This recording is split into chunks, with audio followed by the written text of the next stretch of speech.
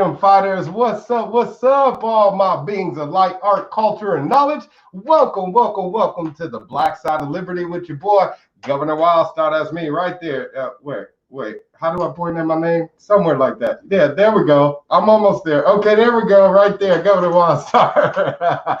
Welcome, you guys. I appreciate you for tuning in because I have a very special guest for today. And going into this whole ladies week that we started off with my wonderful lady Wildstar for Mother's Day, I have the incredible Angela McArdle here with me, who I'm going to be introducing to you shortly. But first, I have a few announcements. You know how this go. First off and foremost, you guys better not forget to go ahead and go over to Taxation is Theft Fest.com. Get your tickets for Taxation is Theft Fest, TIS Fest, going down this weekend. You know how it goes. Please get your tickets because I'm going to be performing there Saturday at noon.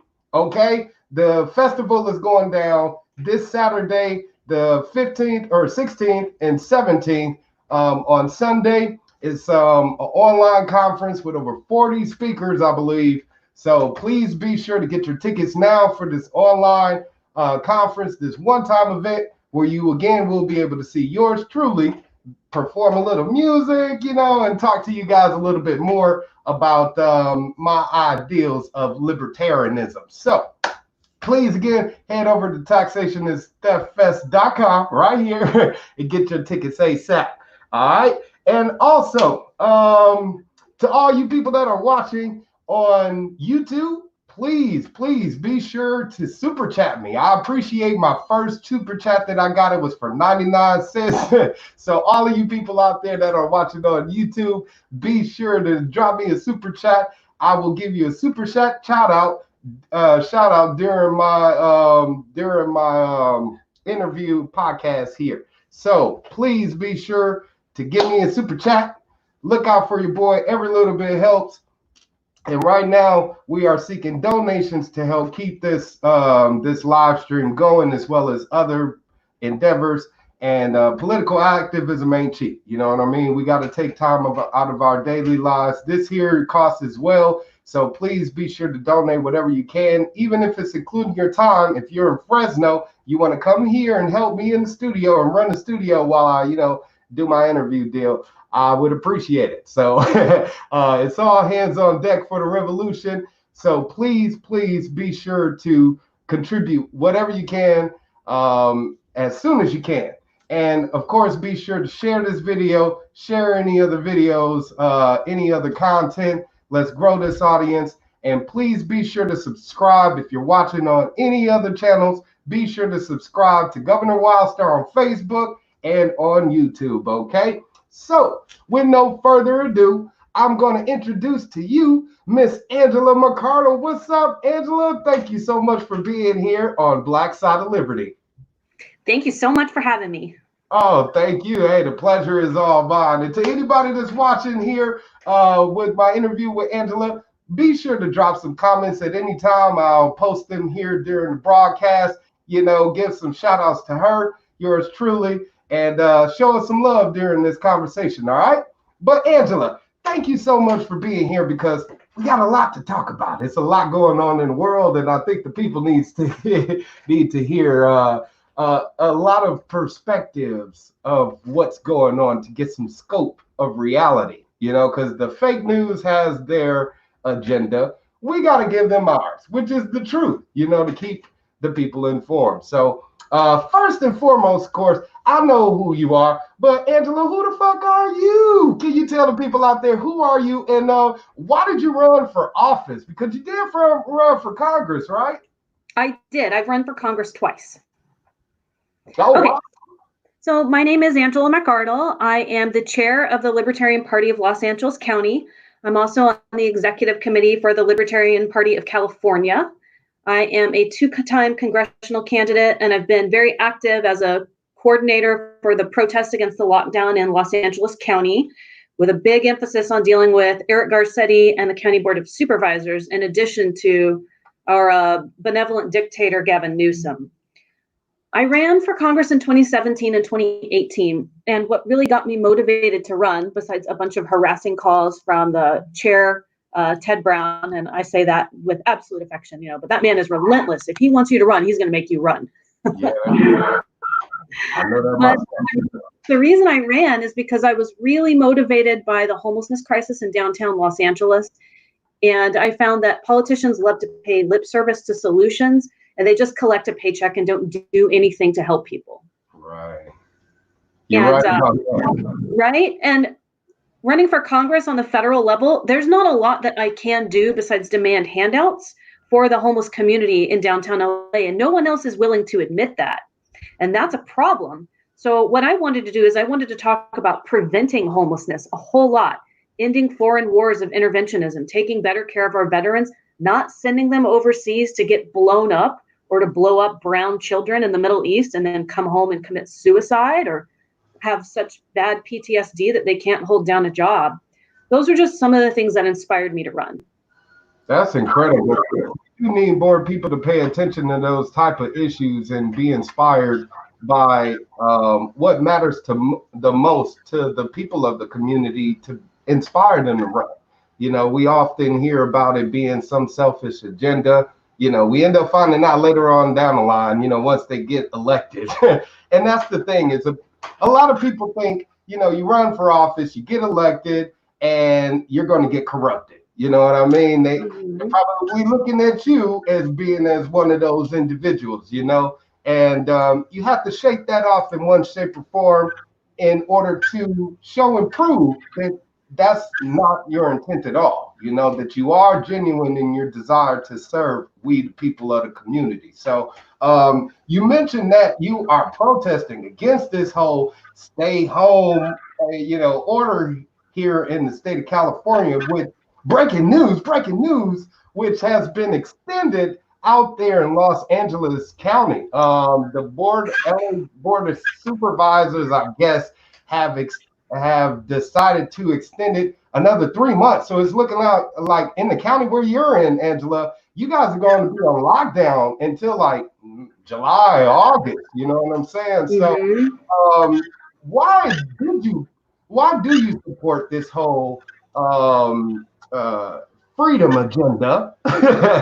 Because a lot of people, they think this whole stay home order is for our best intent.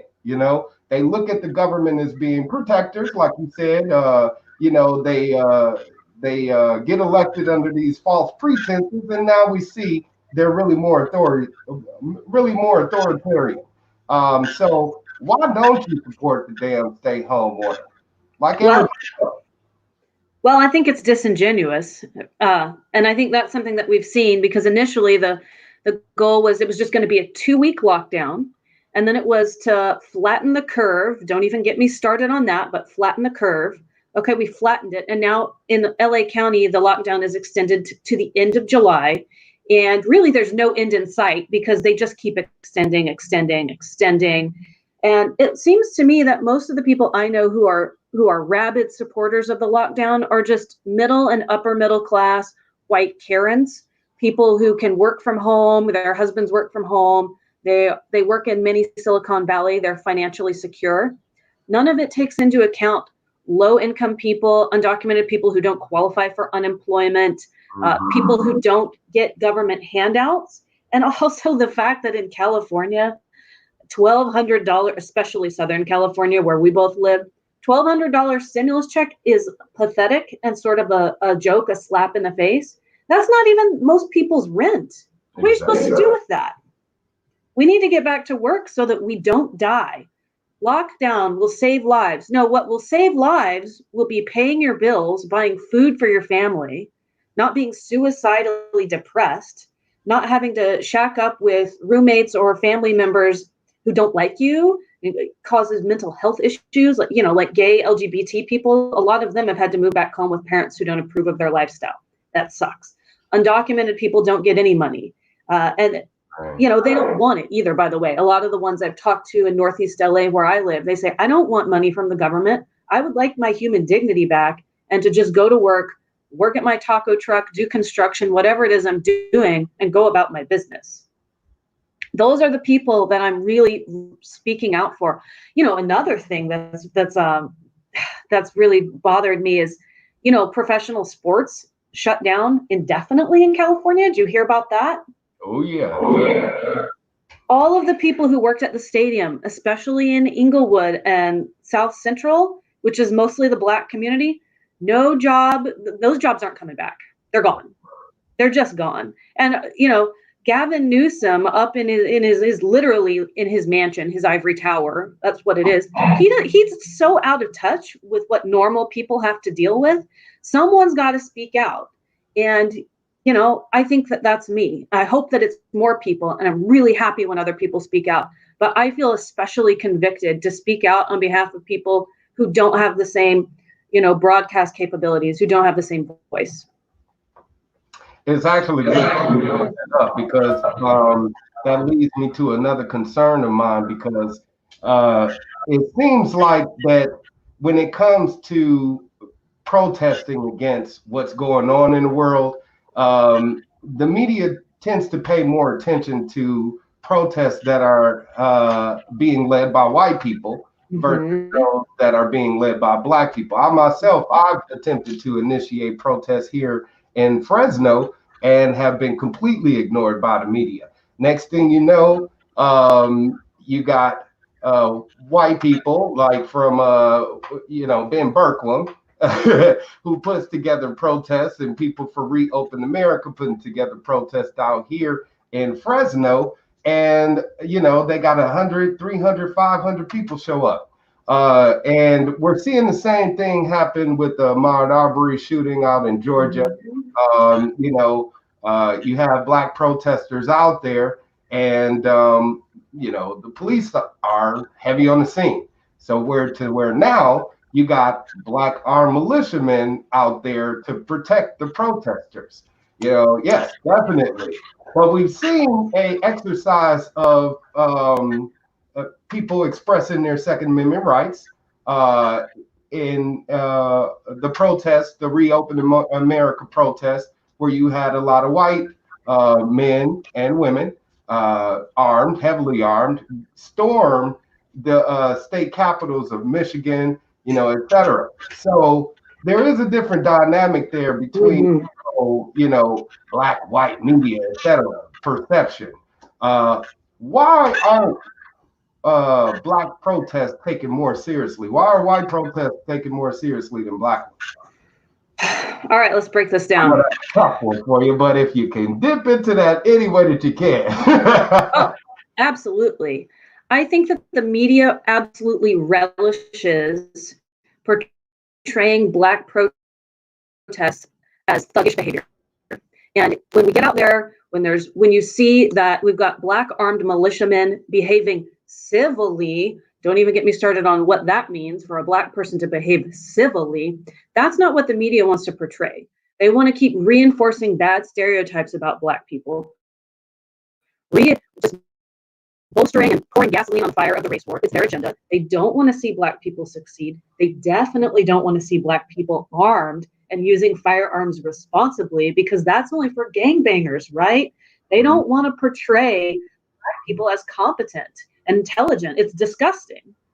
And I think that with the white protest, there's a little bit of an issue with that too. And this is something I worked really hard with the media and with my flyers and press releases in LA County, is they only want to portray white protesters as thoughtless Trump rallies. And I had to go on the media ahead of the protest and say, I'm with the Libertarian Party.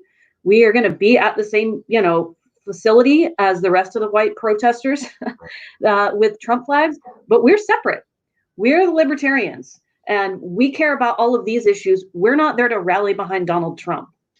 And I think that is just a really important point to make. And I commend people who are going out there and protesting and who aren't white. And, if anybody wants to reach out to me on media contacts, trying to get media attention, I hate being that. I don't like being like, oh, I'm the white ally who will help you up the ladder. But I think it's important that I want to share as many resources with you guys as I can, because it's messed up the way the media portrays Black people. That's actually difficult for you to, but I would say use your white privilege, to open the doorway for those that are completely ignored, of the Black and brown community, because it is as simple as that. If we can beat around the bush all day, and I think that's the problem going on in America right now. Is we're too busy talking around the problem opposed to just dealing with it head on. And we do have these racial disparities that exist in so many forms and on so many different levels. It's like an onion. People only see the level that they're on, Yeah.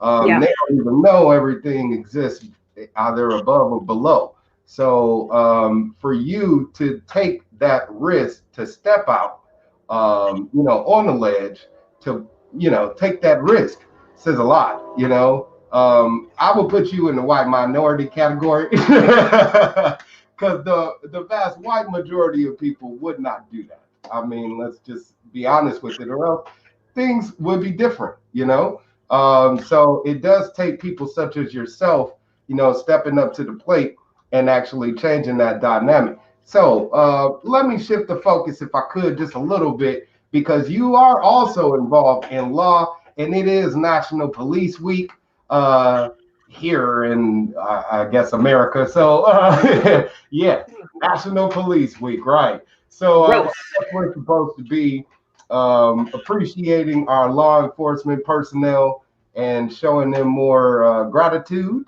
But with you working in law, because you work in law, right? I do. I work primarily in civil litigation. I do have a little bit of experience in criminal law. Okay, great. So you do know the dynamic of course, how law works. What different types of laws exist? Tort law, commercial law, common law. Yeah. All right. Yeah. So one of the things that I do, of course, is I actually challenge our judicial system by exercising my freedom as a free individual. When I go into courtrooms, I represent myself, and I don't recognize commercial law. And there is a difference. People don't know that there's a difference. Do you know the difference? And if so, can you please explain what that difference is to the rest of the people out there so they know? Okay, we're getting into weird territory here, but I'm going to just do a brief breakdown, and then I'm actually more curious to hear you flesh it out. UCC Commercial Code actually governs a lot more of our activity than we think it does, but we're too wrapped up in what we just see happen on a regular basis at the courthouse, which in California would be California Civil Code, California Code of Procedure. But UCC Commercial Code is, if you're smart, you dig into it, it's something that you can use to get yourself out of trouble and regain your personal sovereignty and your financial independence. There's some weird stuff that happens with maritime law too. Right. So whatever else you want to take it away, I don't know how far down the rabbit hole we could go, For sure. I mean, let's we'll just speak on one thing in particular: the issuance of the driver's license, right? Okay. So there's been Supreme Court cases like Shuttlesworth versus Murdoch, other Supreme Court cases that have again said you have the right to travel with impunity. You can ignore any and all state laws or state codes that would require such a thing, because the government can't restrict your way of travel. Now, when it boils down to legalese and how, I guess, law professionals are taught how to exercise law or, do law when they get into court, it's according to the bar, and they have to swear upon the bar, which is completely different from the United States Constitution. And what my perception is reading that material, and from what I've been told by other law students or law professionals, is that the commercial codes does give you an out as a sovereign being, because you as an individual can never be dictated by the state. which unfortunately here in America, that's happened. We've allowed ourselves to become state property, which is why we're A-okay with things being the way that they are now. You know, the government telling us to stay the hell home. You know, why should we have to stay home? And it's restricting our natural right, our God-given right to move freely, you know? So all of our rights, all of our natural rights, all of our natural freedoms have been codified by the system of the commercial law. And in recognizing common law, which is the golden rule that the Libertarian Party respects, which is, you know, treat others like you want to be treated. Don't steal, don't kill, don't cheat, don't lie. You know, if you can respect those things, then there shouldn't be any problems. And of course, if you do, you have to deal with the consequences of such a thing. That's just the natural order of things. Now, the court is to be there, play like this neutral, or provide like this neutral arena. Neutral. Yeah, and you never see the judge being neutral at all. They're all one-sided with the law system. You know, some of the former judges used to be prosecutors. Some of the former prosecutors used to be cops. You know, so yeah, and if you want to trickle up, some of the judges end up becoming politicians. You know, becoming legislators, congressmen, congresswomen. Etc. So if we want to stop that rule of command, we have to challenge it in court. At least I feel that way. And being a black man, it feels like the system is one-sided, it's prejudiced, and it's definitely not in my favor. A lot of black people out there could definitely agree with it. And I'm pretty sure in some ways, one form or another, that you could as well. So that leads me to my next question. Do you actually believe that the judicial system could actually be fixed? I mean, because right now it's so flawed and it's so far gone from what the ideal of our nation's forefathers. Thomas Jefferson warned us against this common law, commercial law thing. He actually said commercial law was going to overtake our court system. And look at here, we have exactly that. So do you think that the judicial system can be fixed, or should it just be gotten rid of altogether? Should we just start from scratch? What do we do? Well, I don't want to be a pessimist, but my bad. I've spent at this point over 10 years dealing with it, working in litigation. So what I do is I work as a paralegal, and I also practice what I call black market law, which means I practice law without a license for poor people who can't afford an attorney. Attorneys cost $350 an hour. This is the first problem with the judicial system is, Nick here is talking about learning yourself and basically a lot of the stuff that we talk about with UCC law, you would represent yourself because you're going to be very hard pressed to find any attorney who knows what the heck you're talking about. Yeah. But how do you have the time to learn it? So first you have to have the time to learn it. Second, you don't have the time. So now you got to deal with an attorney and go the traditional route. It's very expensive. It's very prohibitive. If you represent yourself, regular law style, you're going to be very prejudiced. Judges are, I'm not going to say that they're all literally bought, but they are almost all ideologically bought. And it's very difficult to find someone who is going to be impartial in every type of law. So that is a problem.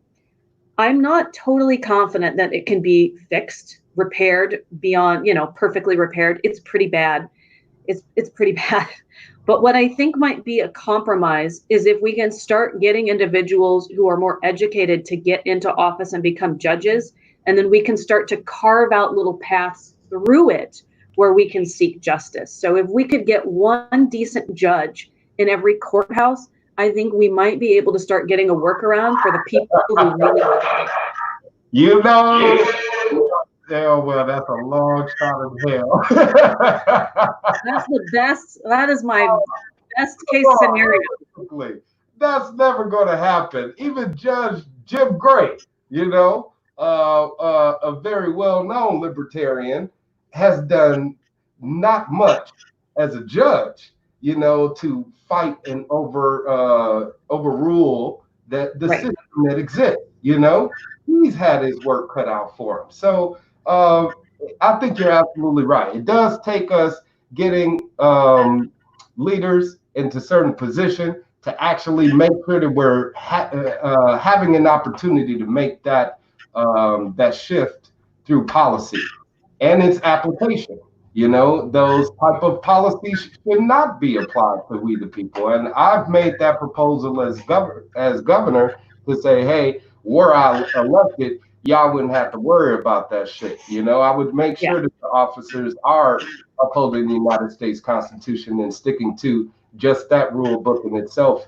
And yeah, so the what is it, policing for profit, you know, that we see happening and Yeah. expanding through, again, this codifying of our natural rights within.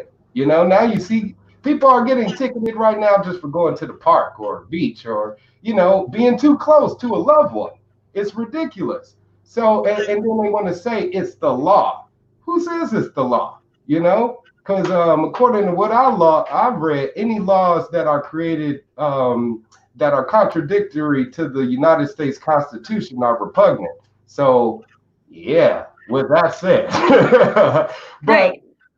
but you do have a great heart to actually, you know, go out there and change the system, Angela. And for that, I do commend you, you know, and I do hope that you keep fighting the system any way, shape, or form, every way, shape, or form, because you're doing it on a grassroots level. And for someone such as myself that's right there, right alongside you, you know, I can't tell you how much I appreciate that because it's hard out there. You know, we don't get much appreciation.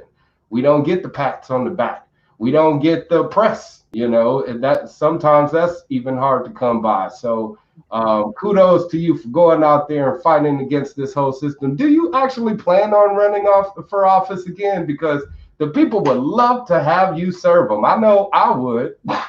Oh, absolutely. I do plan on running for office. I had to take a short break because I've been working really hard to get the LA County LP in good shape so that we can actually support candidates. And that project is going really well. So I may run again in 2022 or 2024. And I definitely plan to run for Attorney General after I become an attorney and I have enough time. But it's going to be, it'll take at least 9 years before I will legally be allowed to do that. But that is going to be really, really exciting campaign. Hopefully I will be able to fund, you know, the whole thing by then on my own, so I can say whatever I want. Incredible. Now you're talking about right there. Attorney General Angela McArdle. I like that. It has a wonderful ring to it too. So please definitely stay out of it and fight it for we the people. I appreciate you, Angela McArdle. Before I let you go, I'm gonna ask you a real lighthearted question. You know what I'm saying? You seem to me like somebody that watches cartoons or animation, shit like that. So if you could tell the people out there, what's your favorite Black cartoon? Do you have one? Favorite Black cartoon? Is there one you could think of? Oh, I can think of several, but I have to think about a favorite. For sure. I guess Boondocks. I hate to say, I feel like that's everyone's favorite. I feel like that's what all white people would say. So that's kind of shameful. But I think that would be my favorite. I like that it's offensive and it doesn't care.